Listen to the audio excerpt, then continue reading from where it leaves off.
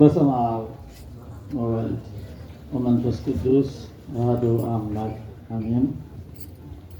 ዘእግዚአብሔር አስተጻመረ ኢይክል ሰብእ ይፍልጥ። እግዚአብሔር አንድ ያደረገውን ሰው አይለይ። የማቴዎስ ወንጌል ምዕራፍ 19 ቁጥር 6 እና 7። ብፁዕ አቡነ ዮሐንስ የማዕከላዊ ጎንደር ሀገረ ስብከት ሊቀ ጳጳስና የቅዱስ ሲኖዶስ አባል፣ ብፁዕ አቡነ ሰላማ የምዕራብ ጎንደር ሀገረ ስብከት ሊቀ ጳጳስና የቅዱስ ሲኖዶስ አባል፣ ክቡር የታ ፍቅረ ማርያም የዚህ ታላቅና ገናና ጉባኤ ቤት የአራቱ ጉባኤያት ምስክር ትምህርት ቤት የመጀመሪያ ምክትል መምህር፣ እንዲሁም በዛሬው ዕለት እግዚአብሔር በዚህ ቦታ ላይ አራቱን ጉባኤያት ለዘመናት ተምረው እንዲሁም ሲተረጉሙ በመምህራቸው ምክትል ሆነው የኖሩት ታላቁ አንደበተ መልካሙ ሁሉም የወዳቸው ወጣት ሁሉ መምህር ዘላለም ሐዲስ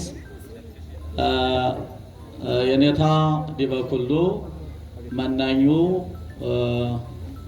እሳቸውም እንዲሁ የአራቱ ጉባኤያት ምክትል መምህር፣ ሌሎችም ሊቃውንተ ቤተ ክርስቲያን፣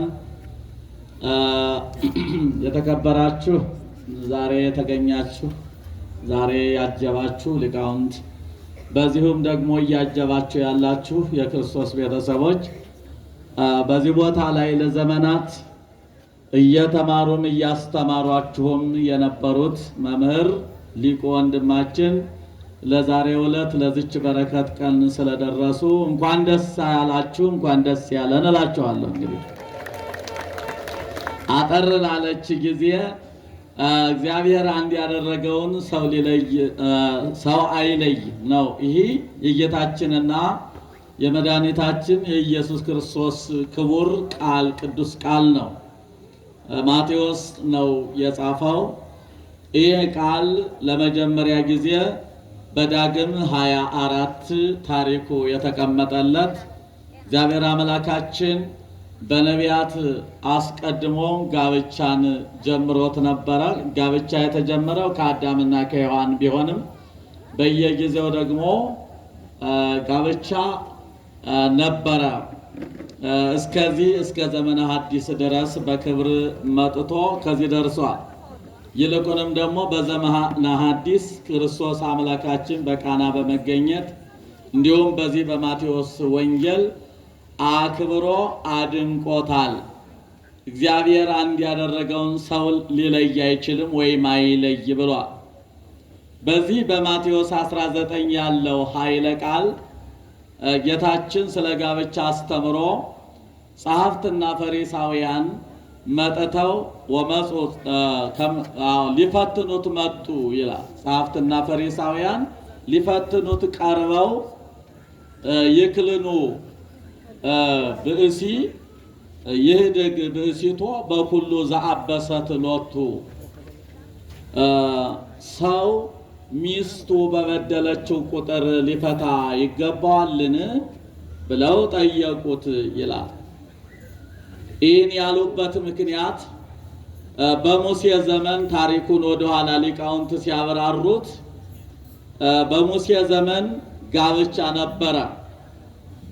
ያን ጋብቻ አግብቶ እሷ ከሱ ቀድማ ያለ ዕድሜዋ የተቀሰፈች ወይም የሄደች እንደሆነ ወይም እሱ ቀድሞ ቢሄድ ማለት ነው። ይሄ እንግዲህ በወጣትነት ዘመን ያለ ሰው ሕይወትና ሞት አብሮ ስለሚሄድ ማለት ነው። በዘመነ ሙሴ የነበረው የብሉዩ ታሪክ ወይም በሐዲሱ ደግሞ ኋላ የተተረከው ታሪክ ማለት ነው። እና በልጅነቷ ባለቤቷ ሲለያት አንድ ጊዜ ያገባ ሰው መልሶ እንደማያገባ ሕግ ነበረ፣ ያልተጻፈ ነገር ግን እንደ ምንድነው ሕገ ልቡና እንደምንለው የነበረ ነው። እና በፈቲው ጾር ይናደዱ ነበር ይላል ታሪኩ። ማለት ጊዜያቸው ገና እስከ 60 እስከ 70 ስላልደረሰ የሞተበትም የሞተባትም በፈቲው ጾር ወይም በፍትወተ ሥጋ ይናደዱ ያዝኑ ነበርና ነቢየ እግዚአብሔር ሙሴ ወደ እግዚአብሔር አመለከተ ይላል። አመለከተ ምን ይሁን? እንደዚህ በልጅነታቸው አደጋ ሲያጋጥማቸው ሴቲቱም ገና ወጣት ስለሆነች ወንዱም ገና ወጣት ስለሆነ ያዝናሉ። ምን ይሻላል ብሎ እግዚአብሔርን ጠየቀ ይላል የትርጓሜው ታሪካችን። ምን አለ ጌታ? የሞተበት ያግባ፣ እሷም ደግሞ ከሞተባት ታግባ አለ ይላል። አይችንማ ካገኘነ አሉና እስራኤል ክፎች ስለሆኑ ወንዱ የሞተበት ያግባ ስለተባለ ልቧን እያሻሸ ይገላት ነበር። ለምን? የሞተበት ያግባ ስለተባለ ማለት ነው። ልቧን እያሻሸ ይገላት ነበር። እሷም ደግሞ የሞተባት ታግባ ስለተባለ በመርዝም በተለያየ ሁኔታ እሱን ደግሞ ትገል ጀመረ። ለምን? የሞተበት ያግባ የሞተባት ታግባ ስለተባለላቸው ማለት ነው። በዚህ ሰዓት አሁንም ሙሴ ተጨነቀና ወደ እግዚአብሔር ደግሞ አመለከተ። ከዛ ሲያመለክት ይጽሐፍ ላቲ መጽሐፈ ህዳጋቲሃ የሀባ ወይዳሃራ፣ እንግዲህ የምትፈታበትን ደብዳቤ ነውሯን የያዘ ደብዳቤ አይቶ ያሰናብታት ብሎ ይህን ቃል ሰጥቶ ነበር እግዚአብሔር። ይህን ቃል አነሱና ጸሐፍት ፈሪሳውያን በየጊዜው ክርክር ስለሚያነሱ እንዴት ነው ሰው በበደለችው ሁሉ ሚስቱን ሊፈታ ይገባዋልን ብለው ጠየቁት። ሊፈታ አይገባውም አላቸው። አላነበባችሁምን? ድሮ የነበረውን አላነበባችሁትም? ወንድ እናት አባቱን ትቶ ሚስቱን ተከትሎ እንዲሄድ እሷም እሱን ተከትላ እንድትሄድ አላነበባችሁም በኦሪቱ አላቸው። በዚህ ጊዜ ታዲያ ሙሴ የተፈታችበትንን ደብዳቤ የሚነግር መጽሐፍ ይስጣት ይፍታት የሚል ጽፏልሳ ብለው ጠየቁ። እሱ ምን አለ? ሙሴሰ አዘዘክሙ በከመ እከየ ምግባሪክሙ ተካተሰ የኮነ ከመዝ አላቸው። ሙሴ ስለ ልቡናችሁ ክፋት ስለ ተንኮላችሁ ይሄን ነገራችሁ እንጂ ድሮስ እንዲህ አልነበረም። ከእንግዲህም ወዲህ ፍቺ የለም አለ። ይህን ካለ በኋላ ዘእግዚአብሔር አስተጻመረ እይክል ሰብ ይፍልጥ፣ እግዚአብሔር እኔ እግዚአብሔር አንድ ያደረግኩትን ሰው ሊለይ አይችልም አይለይም ይላል የዛሬው ወንጌላችን ማለት ነው። ብፁዓን አባቶቻችን የጎደለውን መልተው የረቀቀውን አጉልተው በቡራኪያቸው እስኪሰጡን ድረስ እና ጋብቻ እንዲህ ብሎ መጥቶ ነበር። ጌታችን ይህን ካለ በኋላም በቃና ዘገሊላ ተገኝቶ የበለጠ ቀዳሜ ተአምር ነው የሚለው። እንዲያውም የጋብቻውንን የመጀመሪያ ተአምሩን በጋብቻ እንዳደረገ ቀዳሜ ተአምር ገብረ እግዚእነ ኢየሱስ ክርስቶስ በቃና ዘገሊላ የገሊላ ክፍል በምትሆን በቃና የመጀመሪያውን ተአምር አደረገ ተብሎለት ጋብቻ እንዲህ እያማረበት እየተዋበ የመጣ ነው። እንግዲህ በዛሬው ዕለት